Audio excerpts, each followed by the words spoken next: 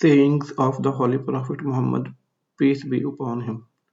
Narrated Abdullah ibn Amr. A man asked the Holy Prophet ﷺ, what sort of deeds or what qualities of Islam are good?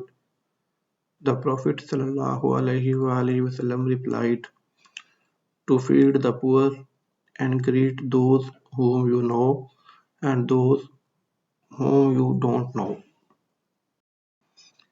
हमसे कतैबा ने बयान किया, उन्होंने कहा हमसे लैस ने बयान किया, उन्होंने यजीद बिन अबी हबीब से, उन्होंने अबुल खैर से, उन्होंने अब्दुल्ला बिन अमर रज़ियल्लाहु ताला अन्हु से कि एक आदमी ने रसूलुल्लाह सल्लल्लाहु अलैहि वसल्लम से पूछा, कौन सा इस्लाम सबसे बेहतर है?